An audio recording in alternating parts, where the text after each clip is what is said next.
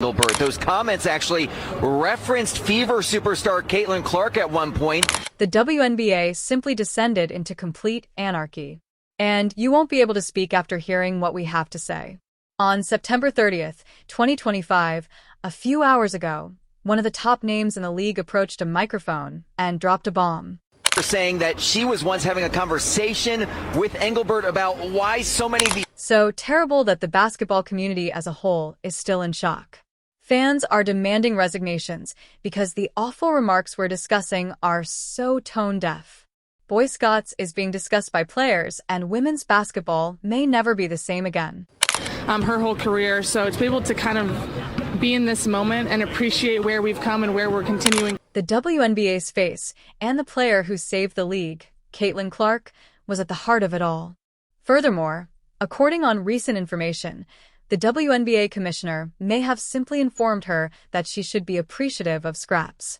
You're going to hear something that will make your blood boil, so stay still. Let's set the scenario, then. Gets fully exposed. Guys, she makes a comment in this. The first seed, the Minnesota Lynx, was just eliminated in the WNBA playoffs, which are currently underway. It was not their intention to lose. They were in a great position. Nafi Collier has the best record, home court advantage, and is among the most formidable players in the league. However, the fourth-seeded Phoenix Mercury had different ideas.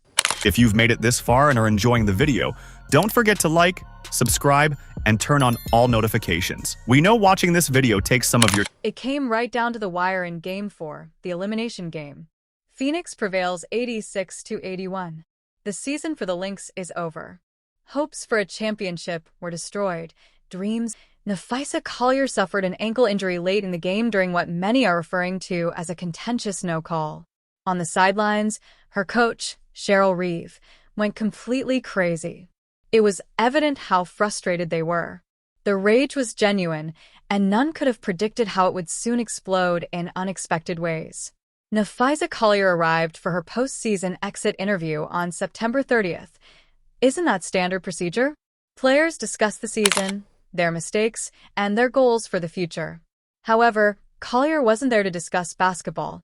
She had a prepared statement with her, and everyone's mouths fell when she began to read. This was not your normal interview with an athlete. The league's leadership was the target of a full-scale attack. Translation: right now, we have the worst leadership in the world. She opened in such manner. Not frustrated, not dissatisfied. The world's worst leadership. And she had only just begun because what followed would unleash a firestorm that is still raging today and send shockwaves through the whole sports world. Collier started talking about particular exchanges she had with Kathy Angelbert, the WNBA commissioner. Private discussions held behind closed doors that, it seems, were never intended to be public. Fans are going completely crazy about one particular chat. Collier disclosed that she had posed a fairly valid query to the commissioner. How do you intend to address the issue of players like Paige Bueckers, Angel Reese, and CaitlinClark earning so little money in their first 4 years despite obviously generating enormous income for this league? Isn't that a reasonable question? These players aren't your typical ones. We are discussing athletes that have drawn millions of viewers to the WNBA, household names, and generational skills. Everywhere she performs, Clark alone has broken attendance records. Every time she takes the court, the league now regularly receives viewership figures that were unthinkable only a few years ago. Collier thus inquired as to the strategy for paying these celebrities their true value. This is where everything started to get completely crazy. This was Commissioner Angelbert's response, according to Nafi Collier. Caitlin should be appreciative of her $60 million off the court as she couldn't earn anything else without the WNBA's platform. Give that some time to sink in. According to reports, the WNBA commissioner informed one of the league's top players that CaitlinClark, who has single-handedly rekindled interest in women's basketball, deserves recognition.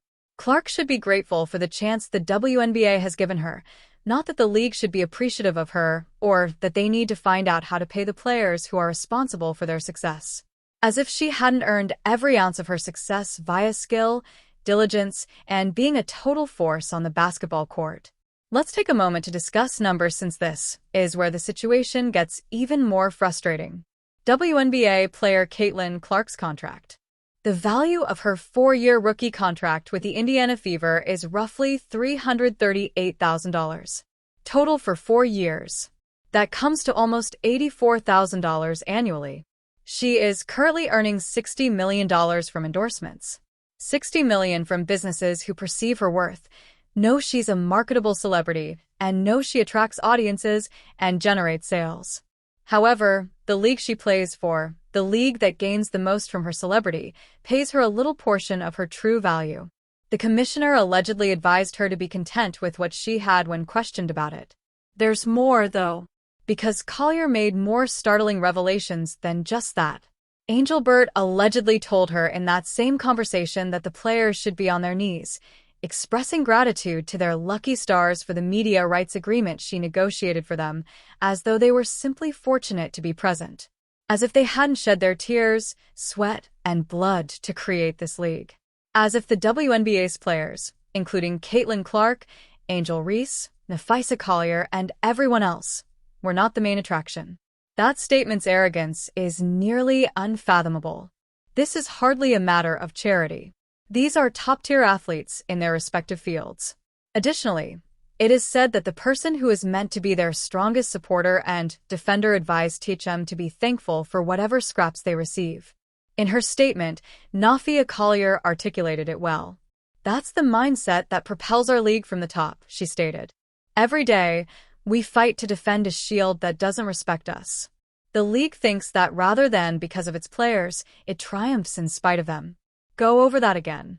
The league thinks that rather than because of its players, it triumphs in spite of them. Consider how backward that is. Without its players, what would the WNBA be? Nothing. It is non-existent. Without the ladies who walk on the court each and every night, there would be no TV agreements, sponsorships, or crowded arenas. However, Collier claims that the senior leadership believes that by allowing the players to participate, they are doing the athletes a service. The response on the internet has been harsh and quick. As soon as this tale surfaced, social media went crazy. Everyone had something to say, including pundits, fans, and past players, and none of it was kind to Commissioner Angelbert. A commenter remarked, "Even for a league as mismanaged as the WNBA, this is still a baffling statement." Another person said, "Angelbert's claim about Caitlin is absurd. Who is she joking with? I had to reread this quote 3 times before I believed it," person wrote. It is very astounding to witness a senior executive misinterpret their own company in this way. Total stupidity. The fan who wrote, "I fully support all WNBA players and coaches boycotting until Kathy Angelbert resigns," was possibly the most dramatic. A boycott? We are currently at that point. The commissioner should resign, according to the indignant fans, and players should stop playing until she does. And what do you know? Given what CaitlinClark has accomplished for this league, it is difficult to hold them accountable. In 2024, she was selected first overall to join the WNBA. She just finished an illustrious undergraduate career at Iowa, where she rose to fame. She was a must-see TV show from the start. Previously held in front of half-empty arenas, Indiana Fever games were now selling out. Road games are full. Through the roof are TV ratings. It was a golden age for the WNBA. And the cause of that was CaitlinClark. She was more than just a basketball player. She sparked an interest in women's basketball that had not previously existed. Records for viewership that had been in place for years were broken. Records of attendance dropped one after the other. Sales of merchandise increased dramatically. The league's overall financial situation has improved. And it wasn't due to a fortunate break or an ingenious marketing strategy. Unquestionable star power was brought to the court by CaitlinClark and players like her. Therefore, the commissioner's claimed statement that Clark ought to be appreciative of the platform the WNBA provided her is not tone-deaf. Factually, that is incorrect. For Clark to become well-known, the WNBA was not necessary. She was a megastar already. She had the option to take her skills abroad, where the pay is higher. She could have concentrated only on her media appearances and sponsorship deals. However, she decided to play in the WNBA. She made the decision to dedicate her best years to this league. According to these accusations, the league's response was to inform her that she should feel grateful. That's not being a leader. Delusion is what that is. The thing that makes this even more difficult is this. In recent years, the WNBA has advanced significantly.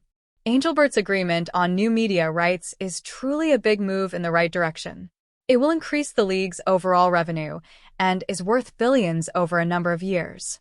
However, the way that money is being dispersed and, more significantly, the apparent mindset that goes along with it are the issues. There is a serious misunderstanding of the player-league relationship if the commissioner truly told the players they should be thrilled about a deal she brokered. Players should be content with whatever they receive because they are not employees. They are partners. They are the end result. There isn't a deal to negotiate without them. Furthermore, it is a problem that must be addressed rather than ignored that rookie contracts are set up such that superstars receive less than $100,000 annually while the league makes record profits. Angel Ree and Clark are in the same situation. The same will apply to Paige Buers, who will soon join the league. These players are exceptional, capable of packing arenas and dominating social media trends and highlights. Both the teams they play for and the league at large value them greatly. However, they will only be paid a small portion of their value while on rookie contracts due to the existing CBA arrangement. Additionally, the commissioner allegedly instructed the players to be thankful rather than admitting that this is an issue and working with them to find solutions. That isn't how a successful, long-lasting league is created. You may cultivate animosity in this way and see your brightest stars eventually go. And for that reason, Nifa Collier's statement is so significant and potent. She wasn't merely whining. After a difficult defeat, she did more than just express her frustration. She presented